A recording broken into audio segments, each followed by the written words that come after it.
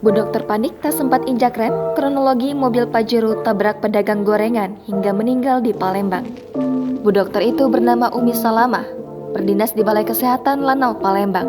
Kecelakaan di Jalan R.E. Martadinata, Lemabang, Kota Palembang pada Selasa 15 November kemarin mengakibatkan satu korban meninggal dunia dan satu luka-luka. Korban meninggal dunia atas nama Milawati, warga Lorong Satria, Kelurahan 2 Ilir, Kecamatan Ilir Timur 2, Palembang. Ia meninggalkan seorang suami dan 3 anak. Enggak, maksudnya apa ada anaknya atau siapa? Anaknya ada 3. Dan Lanal Palembang, Kolonel Laut Widyo Sasongko menyampaikan permohonan maaf atas kecelakaan yang terjadi. Untuk proses kasus kecelakaan ini, Lanal Palembang berkoordinasi dengan Satlantas Polrestabes Palembang. Saat ini pihaknya tengah berfokus pada pendampingan dan memberikan tanggung jawab kepada keluarga korban yang ditinggalkan. Widyo memastikan pengemudi mobil Pajero siap bertanggung jawab atas apa yang terjadi. Pengemudi Pajero Sport itu juga akan menjalani sanksi sesuai hukum yang berlaku.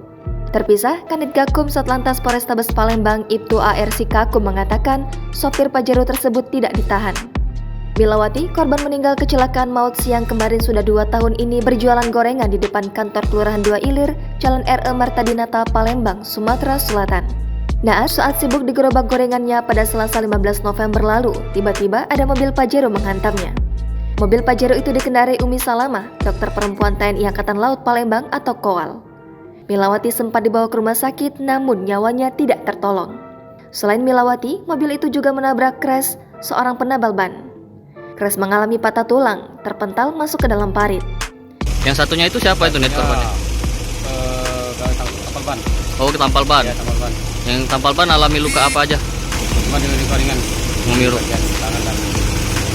Keluarga kaget dan sangat sedih mendengar kabar Milawati menjadi korban kecelakaan maut.